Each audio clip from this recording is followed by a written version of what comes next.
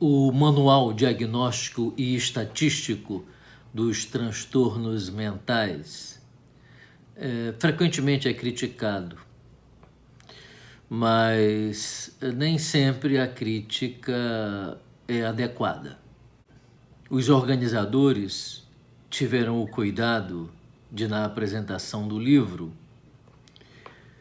fazer referências a algumas limitações que o livro apresenta.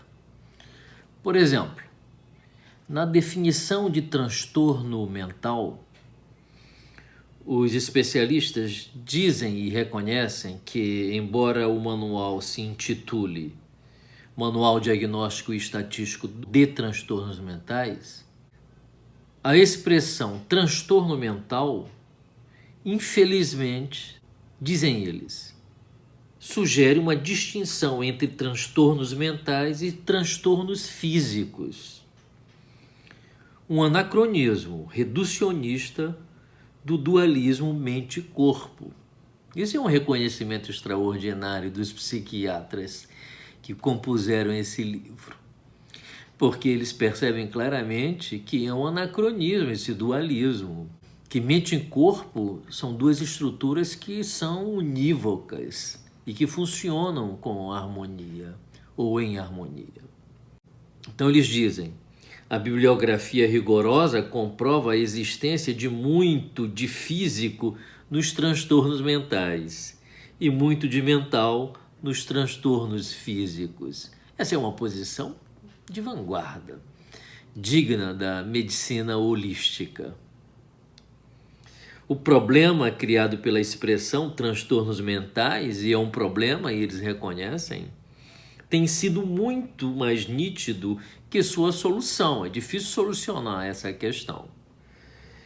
E, infelizmente, a expressão persiste no DSM-4 e persistiu no DSM-5, porque ainda não encontramos um substituto apropriado. Então, os psiquiatras estão prontos para substituir a expressão transtorno mental, se for possível encontrar uma outra expressão que seja mais adequada e que contemple simultaneamente a realidade mente e corpo, realidade essa que eles dizem e que a medicina holística conhece, nem existe, porque o ser humano é uma unidade, ele é um nous, ele é uma substância, né, que mistura essas dimensões chamadas de forma precária mente e corpo.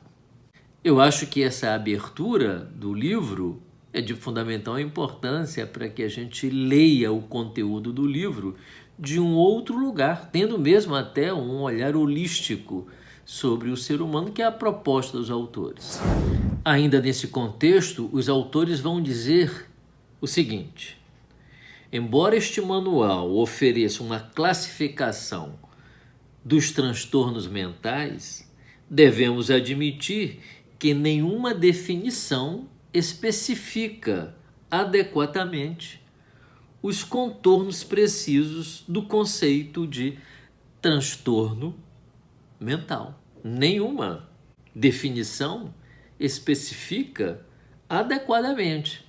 Então, são todas propostas de reflexão, de estudos, tentativas de se aproximar daquilo que é chamado transtorno mental, no sentido de compreender, de oferecer subsídios importantes para a compreensão do acontecimento. Não é um carimbo, como frequentemente eu vejo as pessoas criticarem, sem ter lido, inclusive. A maioria não leu o DSM, a maioria não leu.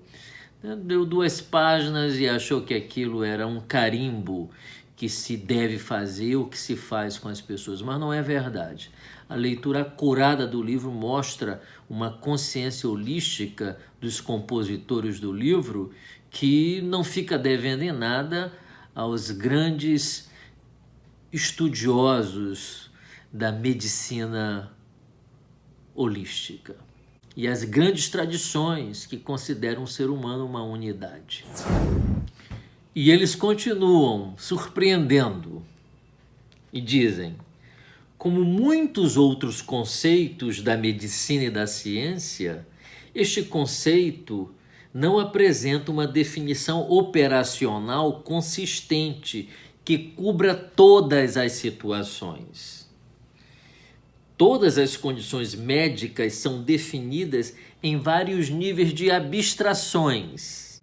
Se abstrai para se tentar compreender. Por exemplo, se fala em patologia estrutural, é uma abstração. Se fala em quadro sintomático, é uma abstração. Se fala em desvio de uma norma fisiológica, é uma abstração. Se fala em etiologia, é uma abstração.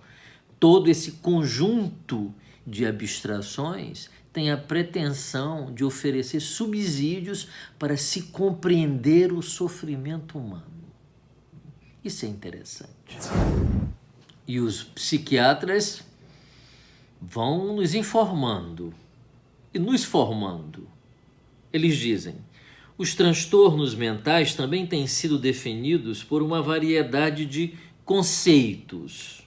Por exemplo, sofrimento é um item, descontrole, deficiência, incapacitação, inflexibilização ou inflexibilidade, irracionalidade, padrão sindrômico, etiologia e desvio estatístico. A referência estatística é importante e tão somente para compreender, ajudar a compreender. Cada um desses termos é um indicador útil. Notemos bem o que os organizadores vão dizer. Cada um desses termos é um indicador útil para um transtorno mental, mas nenhum equivale ao conceito e diferentes situações exigem diferentes definições. Aí depende do médico que vai atender o paciente, ou mesmo do psicoterapeuta que precisa conhecer os transtornos mentais, para então se nortear não só no diagnóstico mais preciso, como também no tratamento e no prognóstico, né? E é uma lástima que o curso de psicologia seja tremendamente fraco.